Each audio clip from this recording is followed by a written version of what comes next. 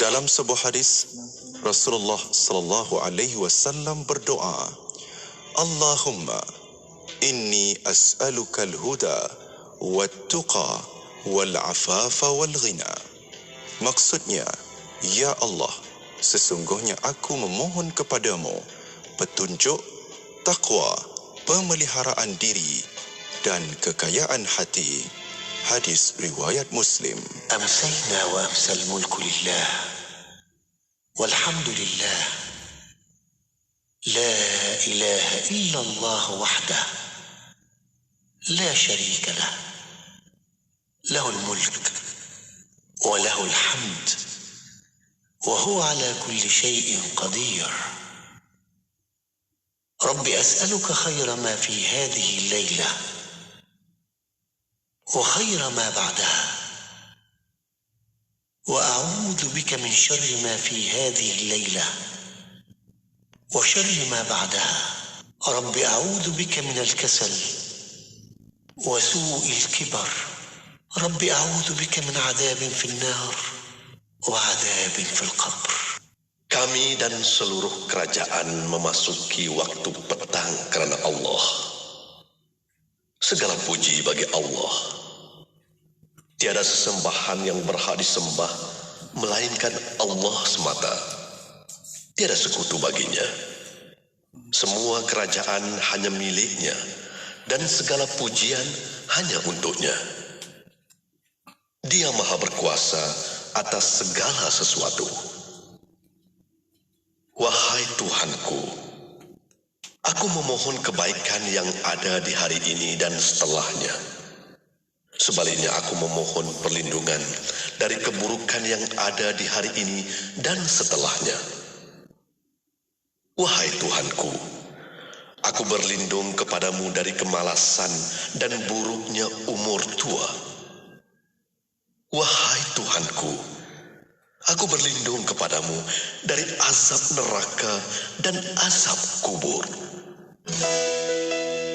التحرك نحو الاستقلال.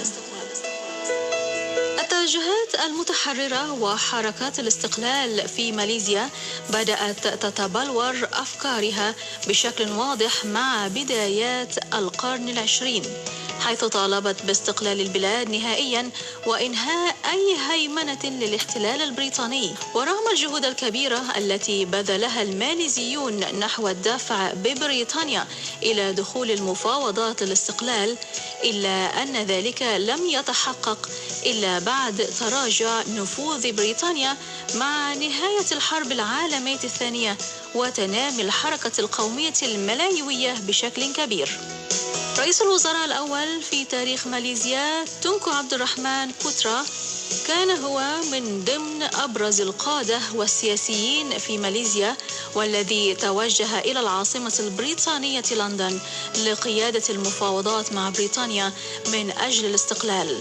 وتوجت هذه المفاوضات بالنجاح في تاريخ 8 فبراير عام 1956 قبل أن يتم الإعلان الرسمي عن الاستقلال في تاريخ 31 أغسطس 1957 في ملعب المرديكا في العاصمة الماليزية كوالالمبور، حيث تحول هذا المكان اليوم إلى الساحة الأيقونية في العاصمة وهي ساحة الاستقلال. بعد ذلك شهد عام 1963 انضمام ولايات شرق ماليزيا وهي صباح وسراواك إلى الاتحاد الماليزي في عام 1963، كما انضمت جزيرة سنغافورة إلى الاتحاد في نفس السنة قبل أن تعلن انفصالها واستقلالها عن ماليزيا في عام 1965. وفي عام 1963 كان هو العام الذي توحدت فيه البلاد تحت اسم ماليزيا بعد انضمام اتحاد الملايو وبورنيو الشمالية وسراواك لتصبح ماليزيا مكونة من قسمين، هما الشطر الشرقي الذي يضم ولايتي صباح وسراواك ومنطقة لبوان الفيدرالية، والشطر الغربي الذي يضم 11 ولاية إضافة إلى منطقتين فيدراليتين هما كوالالمبور العاصمة الفيدرالية للبلاد والعاصمة الإدارية بوتراجايا. كل عام وأنتم بخير بمناسبة عيد استقلال ماليزيا. Sedapnya nasi ni. Beras jenis apa awak masak ni, Alia? Panjang, lembut dan berderai. Harum pula tu. Beras Mogul Basmati Faiza, Mak. Bukankah beras Mogul Basmati Faiza ni sesuai untuk dibuat nasi biryani dan nasi Arab aja? Beras Mogul Basmati Faiza ni kalau buat nasi putih biasa makan hari-hari pun sedap. Tengok tu. Cucu-cucu nenek berselera sungguh makan. Pandai Mak kamu pilih beras Mogul Basmati Faiza, ya? Hidangkan beras Mogul Basmati Faiza untuk keluarga tersayang anda. Ingat beras basmati. Ingat beras basmati Faiza. Memiliki sebuah BMW dan Mini adalah satu keistimewaan. Inilah sasaran Inggeris Auto menawarkan pengalaman pemilikan BMW terbaik dengan servis percuma dan jaminan 5 tahun. Inggeris Auto khusus dalam jualan model-model terbaru dan perkhidmatan alat ganti yang lengkap di lokasi pusat Inggeris Auto 4S BMW dan Mini yang strategik. Terkini di Mutiara Damansara, Puchong dan Bangsa. Info di laman web Inggeris Auto. Ingat BMW, ingat Mini, ingat Inggeris Auto. Amalan bersedekah tidak terikat kepada umur, tidak juga kepada agama dan bangsa. Bersedekahlah dengan sedekah yang terbaik, khususnya buat saudara-saudara kita yang berada di Syria dan Yaman, yang kini amat memerlukan bantuan kita. Ayo zahirkan kebersamaan kita dalam kempen bantuan kecemasan Syria dan Yaman. Anjuran Aman Palestin sebagai satu cara memperkukuh tali persaudaraan. Layari www.jommenyumbang.com untuk pertanyaan lanjut. Bangkit berjuang bersama. Nak tahu kelajuan peranti pintar dalam 5G? Di MMU ada jawapannya. Nak tahu bagaimana kandungan kreatif dan perniagaan atas talian dikuasai? Di MMU ada jawapannya. Nak tahu bagaimana cyber security dan undang-undang berfungsi?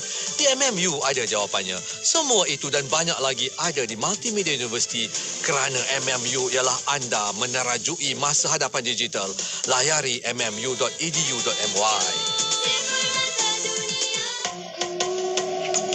Statistik Kementerian Kesihatan Malaysia mendapati sehingga pertengahan 2010, 11.2% penduduk berusia 18 tahun ke atas mengalami tekanan perasaan. Malah sebanyak 20.3% kanak-kanak dan remaja berusia antara 5 dan 15 tahun mengalami masalah serupa. Sekiranya anda berdepan dengan masalah ini, perbanyakkan membaca Al-Quran. Biasakan diri anda sentiasa dalam keadaan berwuduk, tingkatkan doa kepada Allah, perbanyakkan kegiatan luar seperti bersukan, hargai kebolehan dan keupayaan diri dan cintai diri sendiri. Anda kini sedang mendengar Destinasi IKIM bersama Syafiq Saleh dan Mona Jasman. Allahumma salli ala Sayyidina Muhammad wa ala alihi wa sahbihi wa barik wa salim. Syukur, Alhamdulillah. Kembali bersama Syafiq dan juga Mona untuk pertemuan di Destinasi IKIM. Terima kasih kepada anda yang masih setia bersama kami. Untuk waktu ini, jam kedua bersama Destinasi IKIM yang kita akan membawa secara langsung di FB Live IKIM FM, di YouTube IKIM Media, rancangan khas untuk hari Khamis. Imanunah Iman Kami. Ya, betul. Dan kita buka ruang peluang kepada anda untuk hantarkan soalan pertanyaan menerusi ke talian WhatsApp konti 0112900404 ataupun boleh letakkan soalan pertanyaan anda di ruangan komen di platform media sosial kita. Rancangan Imanuna kita akan dengarkan perkongsian oleh Al-Fadhil Ustaz Dr. Muhammad Aiman Al-Akiti, pensyarah Jabatan Usuluddin Universiti Islam Antarabangsa Malaysia UIAM. Ya, dan doktor masih membawa kita rujukan kita untuk petang ini, Mutiara Ilmu Aqidah, 100 soal jawab asas aqidah, terjemahan kitab Al-Jawahirul Kalamiyah. Ya, betul. Jom rehat seketika, kembali selepas ni untuk terus dengarkan rancangan pengajian ilmu akidah, rancangan Imanuna, Iman Kami.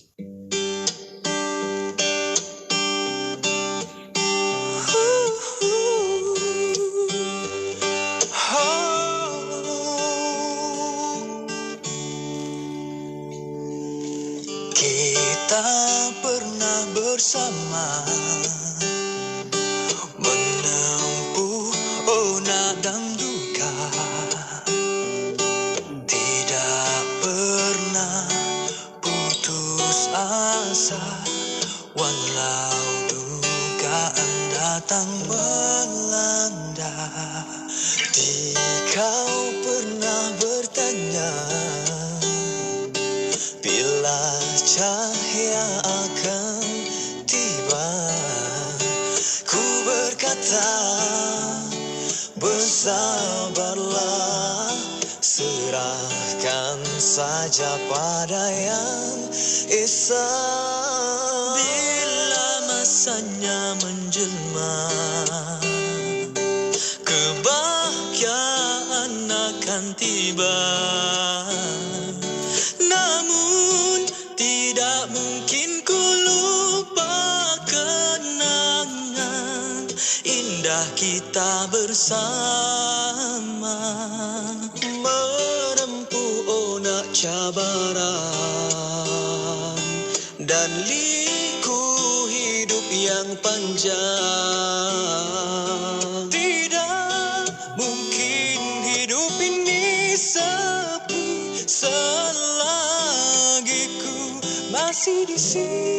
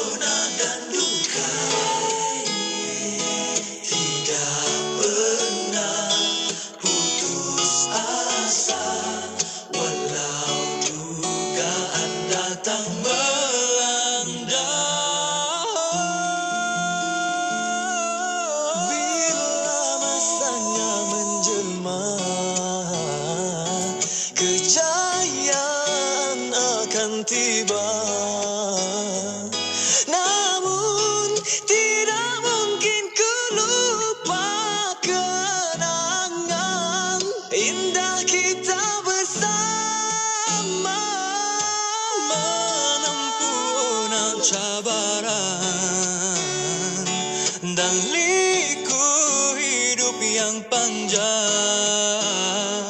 Tidak mungkin hidup ini sepi selagi ku masih di sini.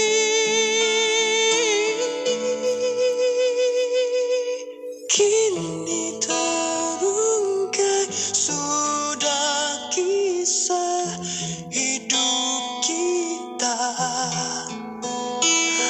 berbekal tahan dan sabar pasti kan berjaya.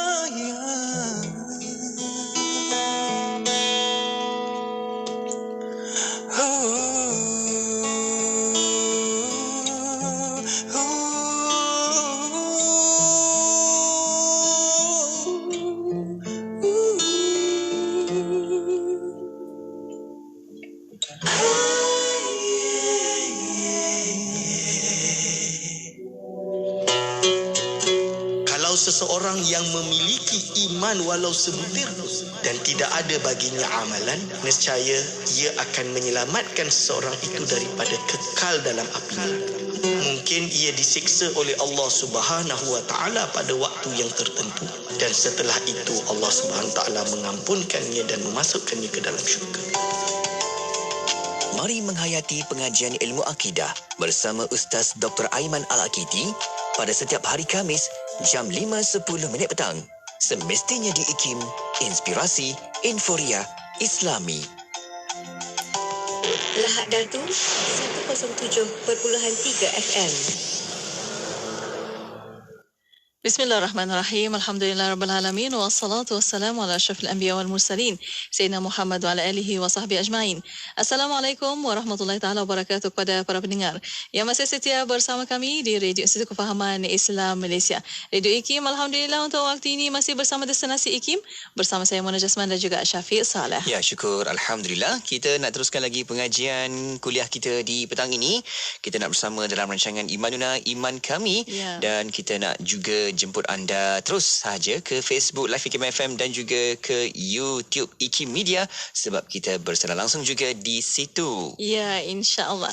Dan untuk para pendengar, ada soalan pertanyaan, kita akan buka ruang dan peluang untuk anda. Hantarkan melalui WhatsApp konti 0112900404 dan juga boleh tinggalkan soalan anda di FB Live IKIM FM, di YouTube IKIM Media. Ya, betul. Jom terus kita nak menggalu-galukan tetamu kita yang dah pun bersedia berada di konti kita, iaitu yang berbahagia Al-Fadhil Ustaz Dr. Muhammad Aiman Al-Akiti, pensyarah dari Jabatan Usuluddin Universiti Islam Antarabangsa Malaysia UIAM. Assalamualaikum doktor. Waalaikumsalam warahmatullahi wabarakatuh. Alhamdulillah. Khabar doktor, kaifa haluka? Alhamdulillah bikhair. Kaifa halukuma bil khair? Alhamdulillah, insyaallah bikhair. Alhamdulillah. Syafiq, kaifa haluka?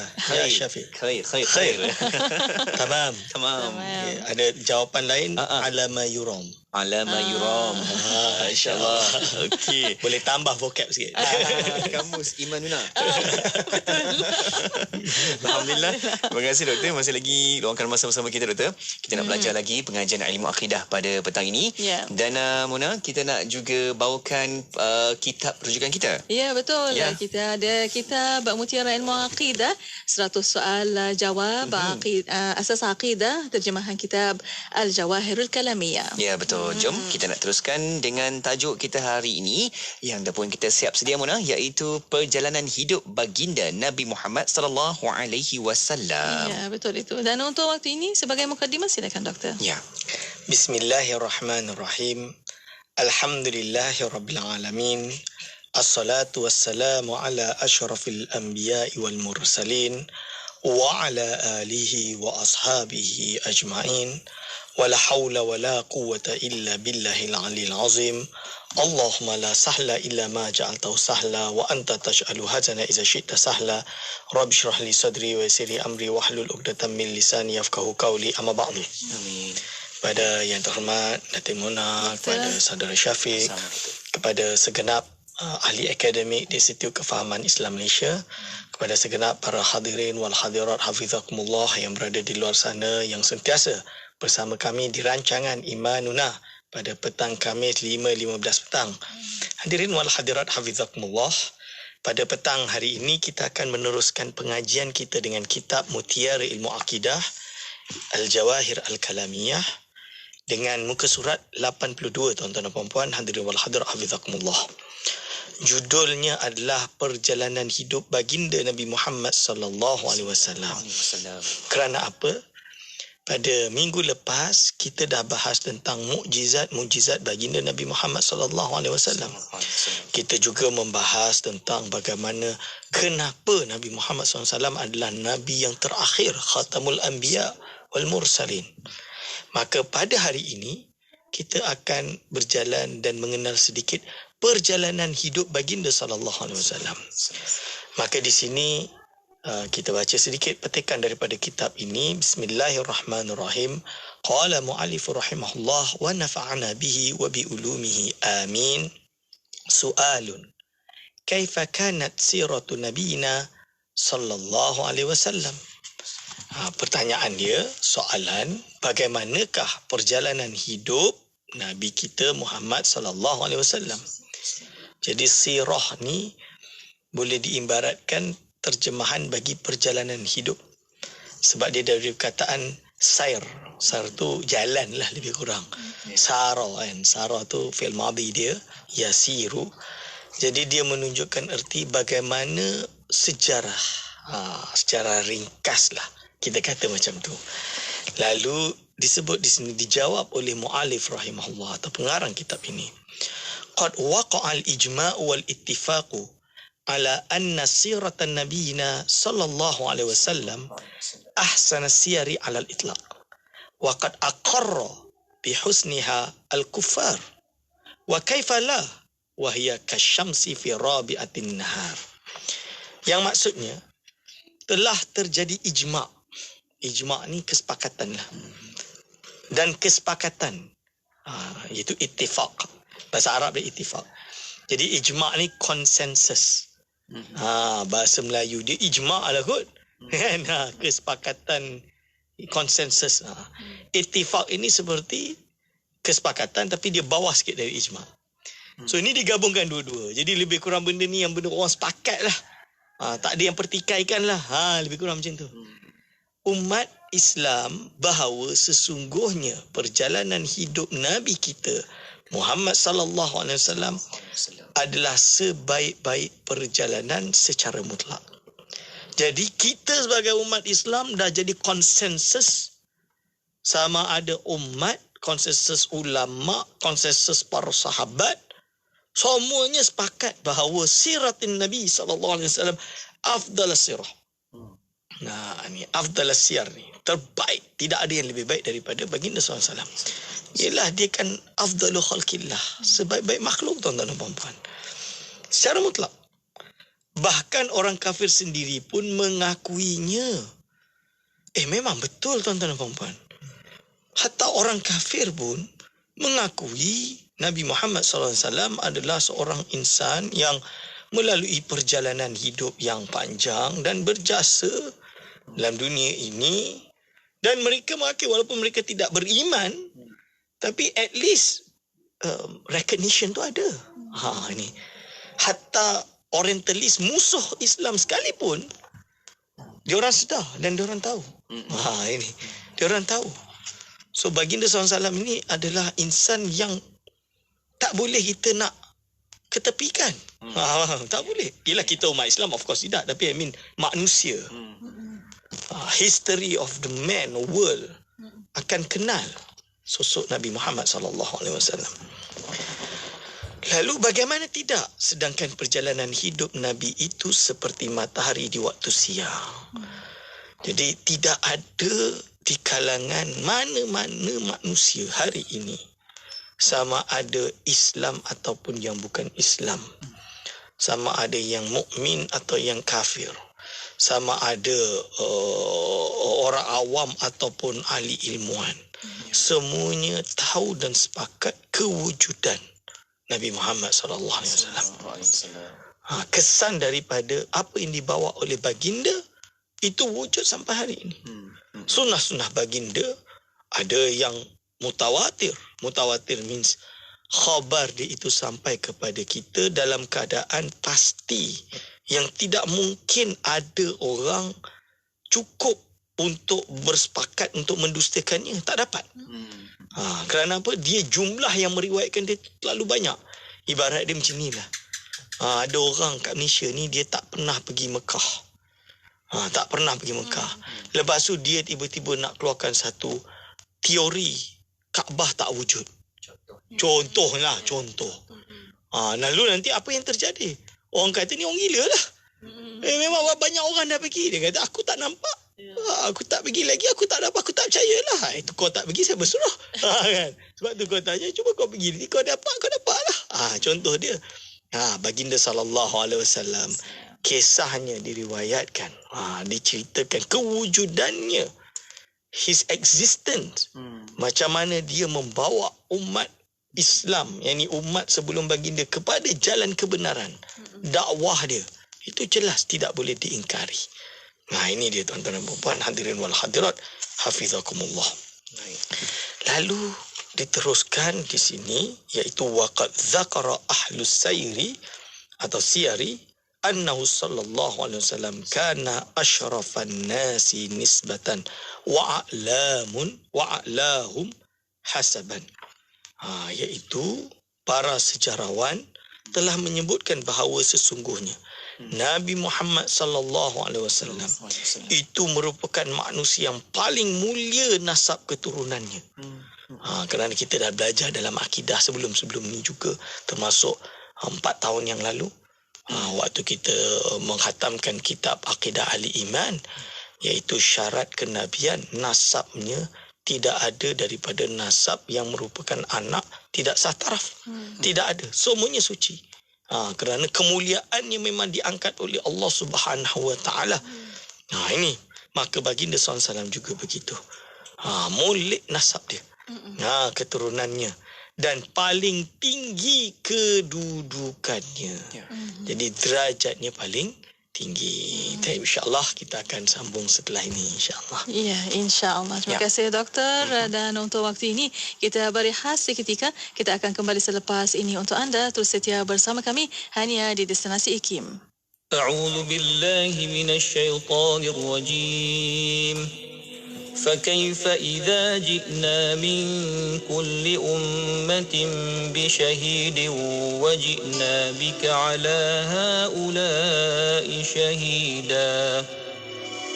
Maka bagaimanakah keadaan orang-orang kafir pada hari akhirat kelak apabila kami datangkan dari tiap-tiap umat seorang saksi, iaitu Rasul mereka sendiri, menjadi saksi terhadap perbuatan mereka, dan kami juga datangkan engkau wahai Muhammad sebagai saksi terhadap umatmu ini. Ayat ini menyelar sikap orang-orang Yahudi dan musyrikin serta semua umat yang menolak dakwah para rasul yang diutus oleh Allah kepada mereka.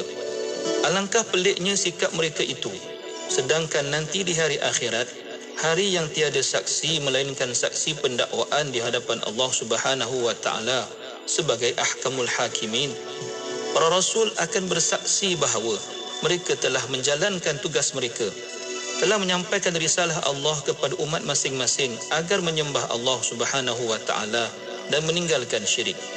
Bahkan kita selaku umat Rasulullah sallallahu alaihi wasallam yang membaca Al-Quran juga akan menjadi saksi bahawa Nabi Nuh, Nabi Ibrahim, Nabi Salih, Nabi Shu'aib dan sekalian Rasul telah melaksanakan dakwah masing-masing seperti Allah firmankan dalam suratul Baqarah ayat 143, dan Allah memberi gelaran ummatan wasatan litakunu syuhada'a 'alan nas kepada kita, iaitu umat pertengahan yang menjadi saksi ke atas sekalian manusia. Dan semestinya saksi utama di hadapan Allah Subhanahu wa taala nanti ialah baginda Nabi Muhammad sallallahu alaihi wasallam.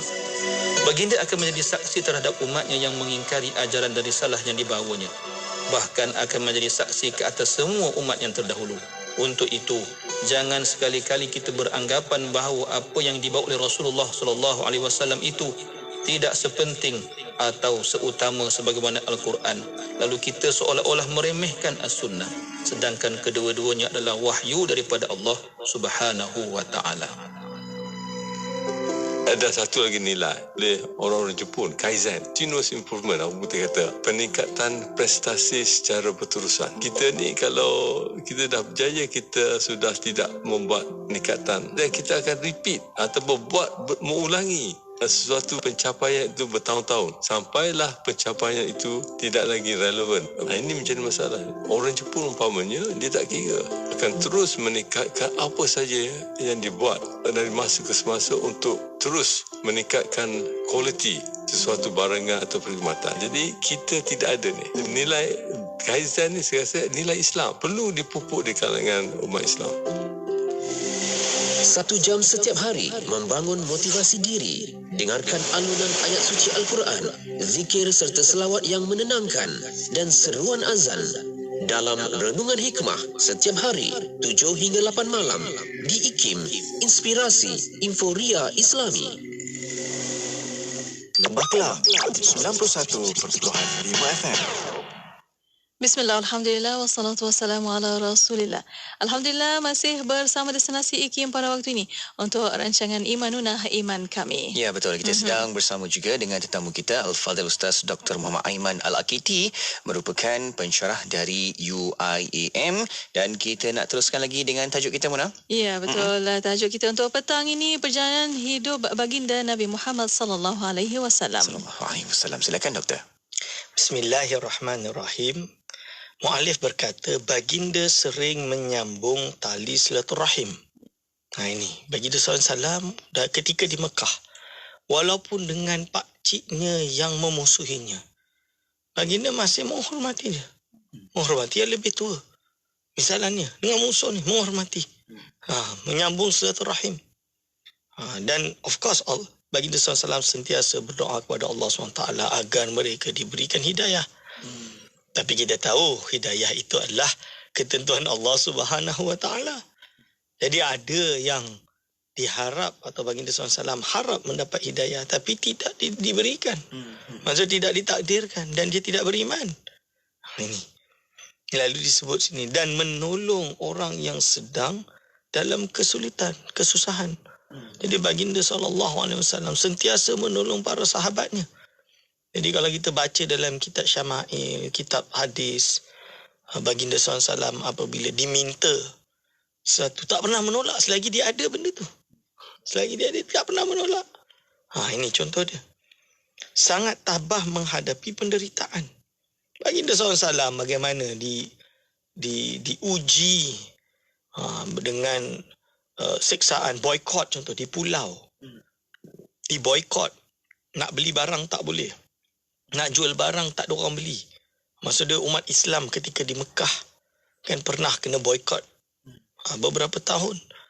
Di pulau. Susah. Susah nak hidup. Jadi kena boykot. Contoh dia. Tapi baginda SAW tabah. Dan ketabahan ini dicontohi oleh para sahabat. Melihat baginda tabah, maka mereka pun tabah. Kuat menahan diri dan sangat tinggi kesabarannya. Dia tahan diri dan tinggi kesabarannya. Sabar.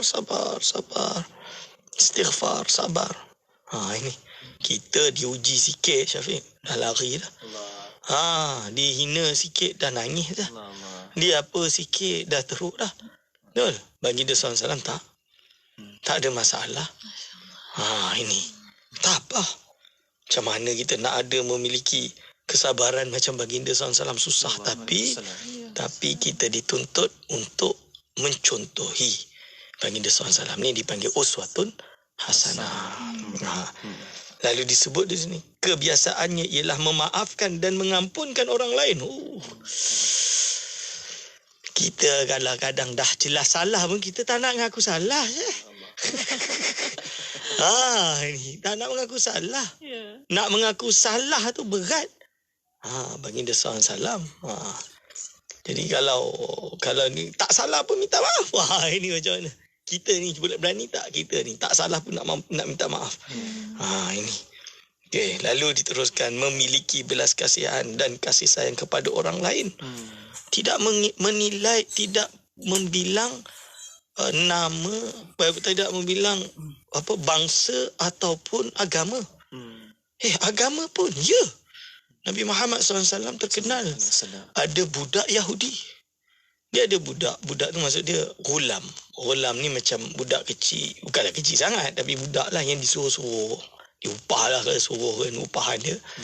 Dia budak ni agama Yahudi. Agama dia Yahudi. Jadi beza agama. Tapi dekat dengan Nabi Muhammad SAW. Selalu disuruh. Jadi satu saat dia sakaratul maut. Dah sakit nak meninggal lah. Nak mati dah. Maka ayah dia datang panggil Nabi SAW untuk jenguk. Bila jenguk tu, itu bukan Islam. Tak ada. Tak macam tu je. Tak. Dia datang tengok. Ziarah juga. Lepas tu tengok macam tu dia kata, syahadah. Kan? Dia suruh syahadah. Lepas tu budak tersebut pandanglah kat bapak dia, boleh. Lebih kurang macam tu lah kan. So bapak dia kata ati Muhammadan. Iaitu patuhi Nabi Muhammad SAW. Maka budak tu pun bersyahadah masuk Islam. Akhirnya ialah meninggal lah. Jadi meninggal husnul khatimah. Masya Allah. Contoh dia. Ini contoh dia. Baginda tidak membalas dendam kecuali kerana memenuhi hak Allah dan hak makhluk. Jadi tidak ada rasa vengeance. Iaitu rasa balas dendam tu tak ada. Dia tak ada niat nak balas dendam. Tapi yang ada, kalau menegakkan yang hak, ialah hakullah wa hakul ibad. Itu perlu tegakkan atas asas itu.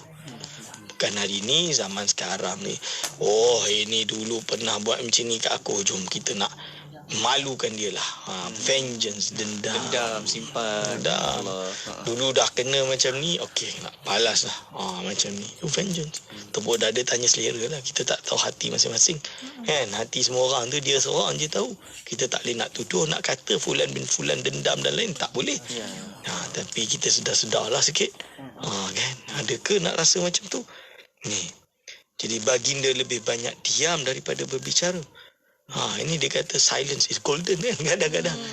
Diam ni adalah golden. So baginda SAW lebih banyak diam daripada berbicara kerana memikirkan rahsia-rahsia di sebalik alam ini. Ini kita menilai ibrah. Ini kita ada rancangan ibrah kan. Ini ibrah. Semua ni ibrah. So kita tahu ini takdir Allah SWT. Bagaimana kita nak reflectkan pada diri kita supaya kita menjadi orang yang lebih baik. How do you reflect everything that happen? So how do you reflect to yourself? So to admit or not, kita nak mengakui kelemahan kita, kekurangan kita, kekotoran diri kita. Kita perlu ibrah. Ini. Lalu disebut apabila berbicara baginda berkata-kata dengan perkataan yang sedikit tetapi mengandungi hikmah yang banyak dan indah. Ni kita susah. Kita manusia sekarang ni suka banyak cakap. Yelah, ada orang yang tak banyak cakap. Alhamdulillah. Bersyukurlah. Dia diberi nikmat. Tak kisah tak banyak cakap. Tapi yang kita banyak cakap ni juga banyak cakap banyaklah salah dia. Itu betul. Siapa pun itu. Kan? Ulama besar. Sehebat macam mana ulama. Dia tak perfect. Ada je dia tersalah dalam perbicaraan dia. Ada je. Tapi of course bila dia ulama besar yang dihormati oleh umat, kita iktibarkan. Kita iktibarkan sehebat itu pun boleh salah. Itu pun kita hormat. Takkanlah kita ni tengok orang tersalah sikit dah finito. Terus sesat masuk neraka habis dah. Hukumkan terus. Jangan macam tu. Tak boleh je. Tak boleh. Kita dengan jaga hati-hati ni tuan-tuan dan puan-puan. Lalu disebut di sini iaitu baginda adalah orang yang paling fasih perbicaraannya. Fasahah. Dia fasih. Lepas tu kadang-kadang ada istilah dia, gelaran dia lughatul dad. Kenapa? Kerana yang paling afsah makhraj dad dia itu adalah baginda SAW. Itu makhraj paling susah ni. Kalau belajar Fatihah Syafiq, walau boleh gulung kalidah. Ini fakta. Tapi kenyataan paling tepat sebutan baginda SAW. Kadang-kadang bergurau senda dan selalu berkata yang benar dalam gurauan itu. Baginda sangat yakin bahawa Allah akan menjaganya dalam setiap keadaan. Jadi baginda SAW tahu, yakin Allah SWT akan menjaganya. Jadi tawakal dia tinggi. Baginda SAW tawakal dia tinggi. Kita yang kisah saya cerita perang Khandaq, baginda relax. Kita zaman sekarang macam mana nak tu, macam nak ni, macam nak tu, semuanya komplain. Yalah, na'udzubillah min zalik. Kita lidah hati ni kena jaga, kena belajar. Itu baginda tetap maju ke hadapan ketika pahlawan-pahlawan yang gagah dan berani mundur di medan peperangan dan tetap teguh menghadapi segala pancaroba. Ni baginda SAW tak ada masalah. Dia tahu nyawa ni sekejap milik Allah. Allah nak tarik-tarik lah. Kita juga. Kita kena sedar benda ni. Baginda SAW sangat merendah diri, tawaduk. Jadi sangat humble. Ni sebab apa? Ego ni yang buat kita jadi sombong. So, where you should put your ego? We should fight our ego. Bunuh ego kita. Ini. Dan bermanis muka menyebabkan baginda memiliki kewibawaan yang tidak dimiliki oleh orang lain. Senyum, happy, tak ada masalah. Hingga tidak ada seorang pun daripada sahabat-sahabat baginda SAW yang sanggup memandang tepat ke arah wajah baginda yang mulia itu. Di dalam majlis baginda, para sahabat sangat beradab seolah-olah ada burung di atas kepala mereka. Ini gerak. Macam tak gerak ni. Ini kita sekarang lah dengan guru kita, ustaz kita, ke cikgu sekolah sekalipun. Naik tocang dah budak-budak sekarang ni. Kan? Ini betul. Kita dengan pemimpin-pemimpin kita kan, macam mana kita? Hormat tak? Hormat tak dengan yang lebih tua daripada kita? Misalan dia. Ini. Yelah, mungkin kita semua ada kesalahan. Kita semua ada kesalahan. Ini waktu untuk menginsafi. Yang salah kita perbetulkan. Kita perbetulkan insya-Allah. Ini hadirin wal hadirah hafizakumullah. Tidak ada seorang pun yang berani memotong perbicaraan orang lain dan tidak pernah terhambur di dalam majlisnya itu kata-kata celaan. Tak ada perkara-perkara yang seperti ini. Bersih. Para sahabat bagaimana muamalahnya dengan baginda SAW dan bagaimana baginda SAW membalas muamalahnya kepada para sahabat, menyayangi, mencintai seluruh sahabat radhiyallahu anhum wa radu'an. Hadirin wal hadirat hafizakumullah. Lalu orang musyrikin menggelarkan baginda sejak dari muda dengan gelaran Al-Amin, yakni yang dipercayai. Hadirin wal hadirat hafizakumullah. Jadi Nabi Muhammad sallallahu alaihi wasallam digelar dengan Al-Amin. Orang yang dipercayai sebelum bi'athah, sebelum diangkat menjadi nabi dan rasul. Jadi sudah dipercayai. Jadi nak kata apa lagi? Mereka tahu Nabi Muhammad SAW ni tidak akan berdusta sama sekali. Bukan baik ke kenal jauh dia tahu yang ni memang ucapan dia memang tak pernah tipu. Sebab lidah ni tak bertulang. Kan? InsyaAllah.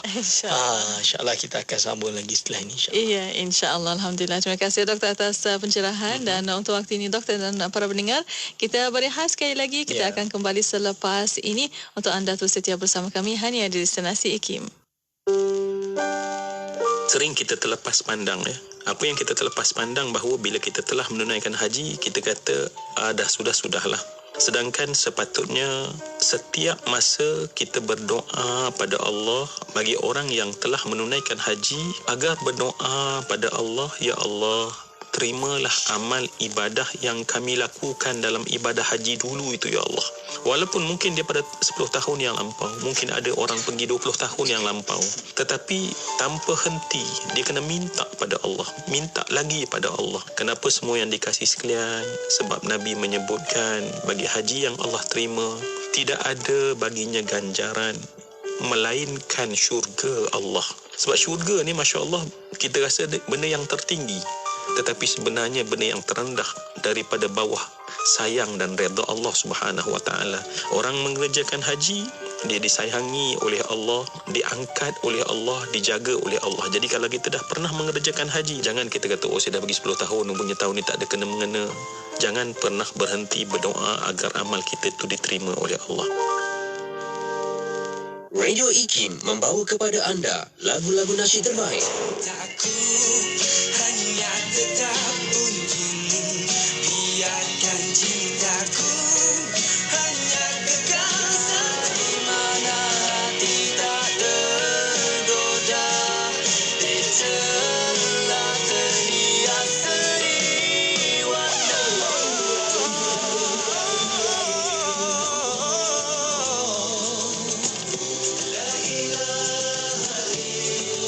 Memberi anda lagu-lagu nasyid yang mengusik jiwa. IKIM, inspirasi euforia Islami.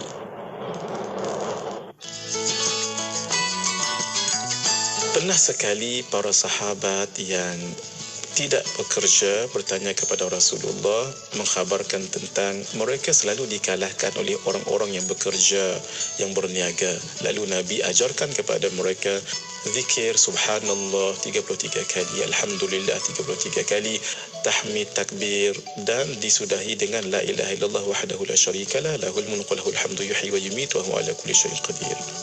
Lalu mereka datang lagi kepada Nabi mengkhabarkan orang yang kaya itu juga berzikir yang sama, orang yang bekerja itu berzikir yang sama.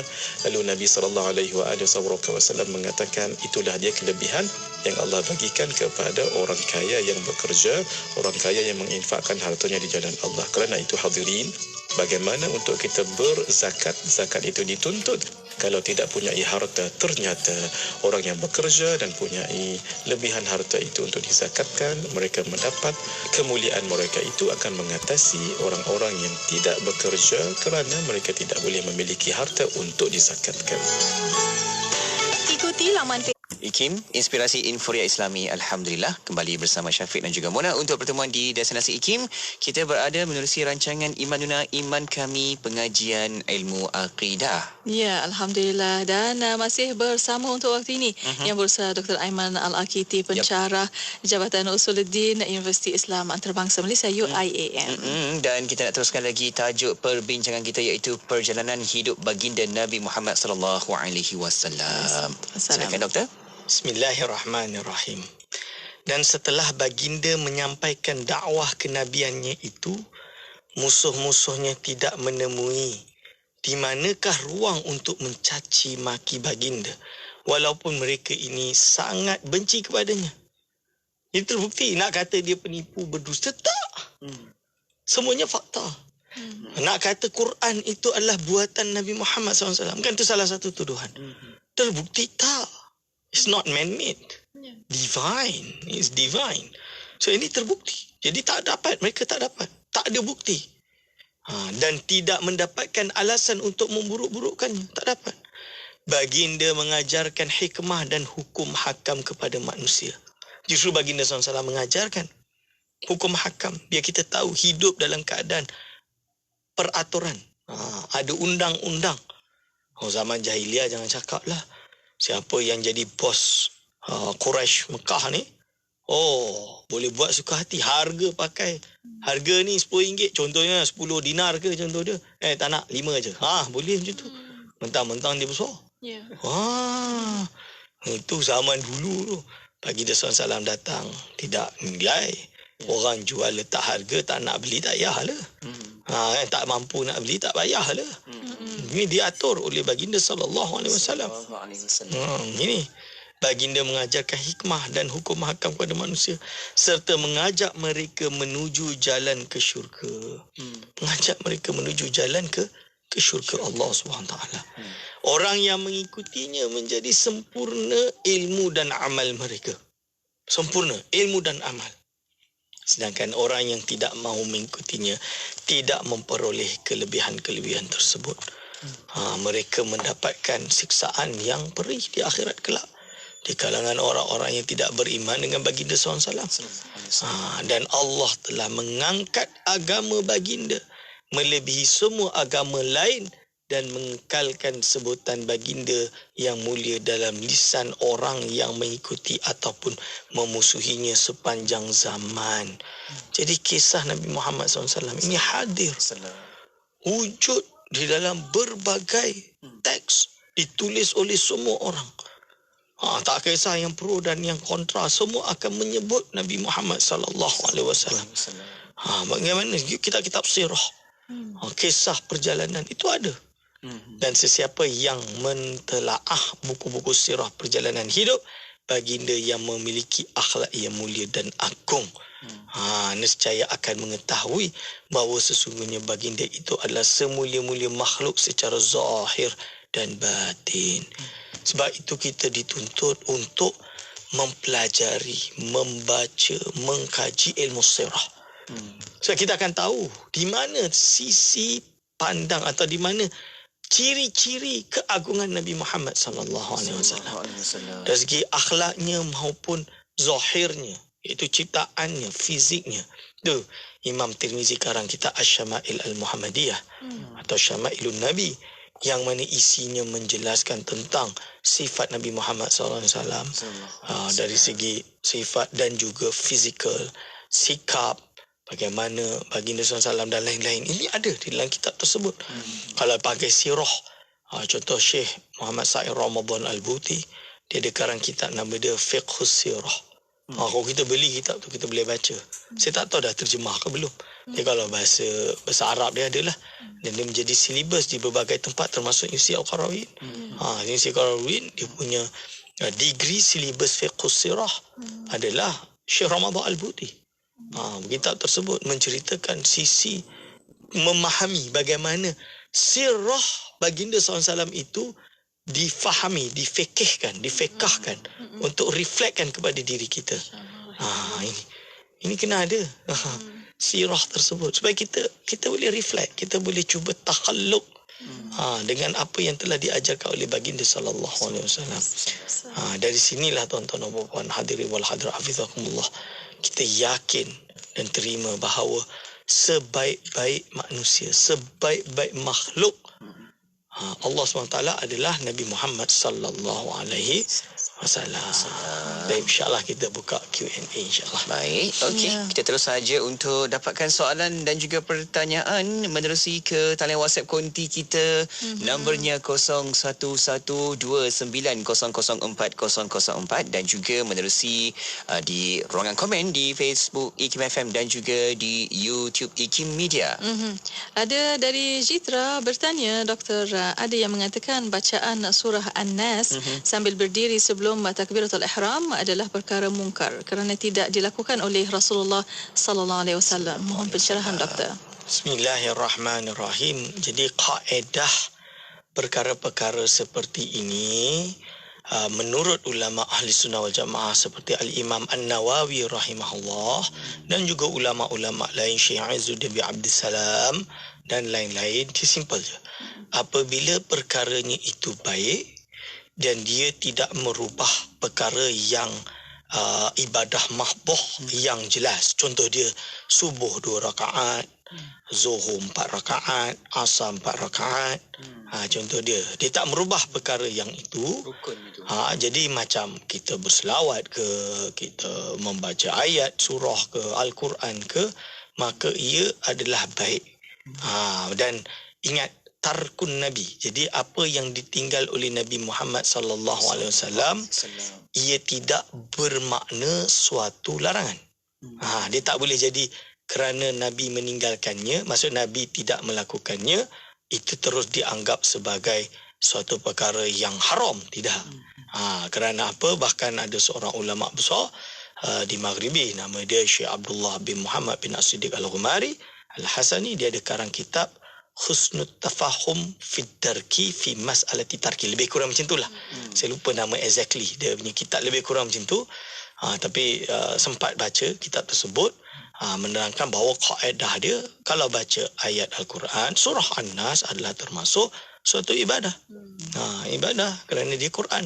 So dibaca bila pun tak ada masalah. Tapi jangan baca time rukuk kot. Waktu solat tengah rukuk, memang kesunahan dia adalah bertasbih, bukan membaca ayat Quran. Tapi contoh dia, Ustaz, saya solat, saya baca surah Nas, boleh tak? Boleh. Sebelum solat nak baca, tak ada masalah. Setelah solat nak baca, tak ada masalah. Sebelum tidur nak baca, Alhamdulillah. Itu tak ada masalah. Jadi itu kaedah yang telah diterangkan oleh ulama insya-Allah, dan banyak kitab menerangkan ini, dan juga fatwa-fatwa di kerajaan-kerajaan negeri menerangkan tentang masalah ini juga adalah masalah yang tidak ada masalah. Ingat, tidak la tabdi'a fi masail khilaf. Kita ada satu kaedah, tidak ada pembidahan dalam perkara yang khilaf. Seperti yang telah diwartakan di Negeri Selangor misalnya. Negeri Sembilan, Negeri Selangor dan lain-lain, insya-Allah. Itu dia. Antara soalan yang sempat kita jawab waktu ini. Betul. Namun Mona dan juga tetamu kita, Doktor, masa dah hampir ke penghujungnya. Mungkin sedikit, Doktor, di akhirnya sebagai penutup dengan tajuk kita hari ini, perjalanan hidup baginda Nabi Muhammad sallallahu alaihi wasallam.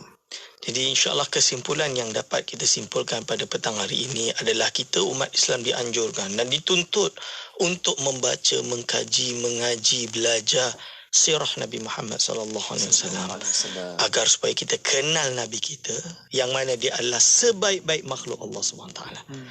Kita kenal, kita cintainya, kita tahu dan kita sayang, dan kita berusaha untuk mengikuti apa jejak langkah baginda sallallahu alaihi wasallam.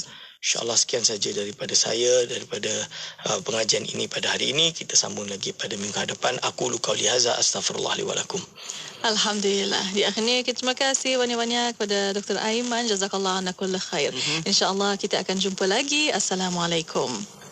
Waalaikumsalam warahmatullahi wabarakatuh. Baik, terima kasih kepada sahabat-sahabat rakan-rakan penonton di Facebook dan juga di YouTube IKIM. Bagi anda yang terus kekal berada di situ, yang komen, yang like, yang share, Alhamdulillah, insyaAllah sama-sama kita berikan lagi manfaat ganjarannya apabila dapat kita hayati lagi pengajian yang sebegini, pengajian ilmu akidah, untuk share, berikan juga kepada sahabat-sahabat kita yang lain untuk belajar sama, insyaAllah. Ya, insyaAllah. Dan untuk para pendengar, terima kasih kepada anda, dan untuk anda terus setia bersama kami Destinasi IKIM, Inspirasi Infuriah Islami. Kuantan 89.6 Sesiapa yang membina masjid kerana Allah, Allah membina baginya rumah di syurga kelak, yakni binaan seumpamanya. Hadis riwayat Muslim. Mari bersama menyumbang ke dana pembinaan Masjid Tahfiz Al-Quran Lembah Pergau, Kampung Jerimbung, Kuala Balah, Jeli, Kelantan. Pertanyaan lanjut hubungi 014-530-5331, 014-530-5331 atau layari Facebook Madrasah Tahfiz Lembah Pergau. Sumbangan anda, laburan akhirat. Tawaran pakej periklanan istimewa. Apa tu? Tawaran pakej periklanan istimewa. Apa tu? Tawaran pakej periklanan istimewa. 3 kali baru nak dengar. 3 kali ulang tu. Sempena ulang tahun IKIM yang ke-30, IKIM menawarkan pakej berganda sehingga 3 kali ganda kepada para pengiklan IKIM. Hubungi kami segera di talian 017-345-2564 atau 012-686-9236. Tawaran dalam tempoh yang terhad. Jimat berganda-ganda. Siti, kamu ni kejap solat, kejap tak. Jangan buat main-main, Siti. Sibuk, Mak. Masa terhad sikit. Manakah nak rehat untuk makan lagi? Nak cuci makeup sebelum solat lagi? Dah tahu masa tu terhad. Carilah sesuatu yang memudahkan. Kamu tengok Sisa tu. Sempat aja dia nak bersih dan tanggalkan makeup sebelum wuduk. Dia pakai hot set kosmetik Nuraisa, Mak. Nuraisa kosmetik mesra wuduk tu? Habis tu, kenapa kamu tak pakai hot set kosmetik Nuraisa juga? Nuraisa kan kosmetik mesra wuduk. Kerja. Jika hanya ditenung takkan selesai. Sebaliknya, buatlah satu persatu sehingga selesai. Jangan terlalu memikirkan bila kerja itu akan siap. Buat saja kerja itu sehingga tanpa sedar anda telah pun selesai menguruskannya. Pesanan khidmat awam ini disampaikan oleh saya, Siti Rohani Surani untuk Radio IKIM Inspirasi Inforia Islami. Sentiasa bersama berkongsi info terkini. Pastinya di IKIM, Inspirasi Inforia Islami.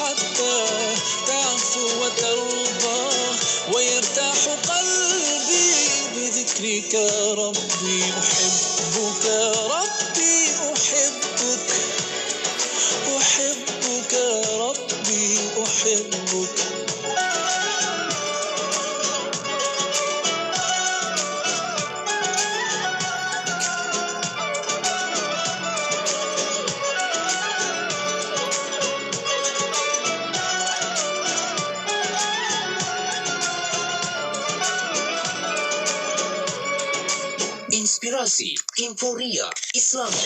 Semuanya di IKIM. Pengumuman azan maghrib ini dibawakan khas oleh Yayasan Izi Prihatin. Apabila seseorang anak Adam itu meninggal dunia, maka terputuslah amalannya kecuali 3 perkara. Sedekah jariah, ilmu yang dimanfaatkan dengannya, dan anak soleh yang mendoakan untuknya. Hadis riwayat Muslim. Hadiahkan pahala berpanjangan kepada kedua orang tua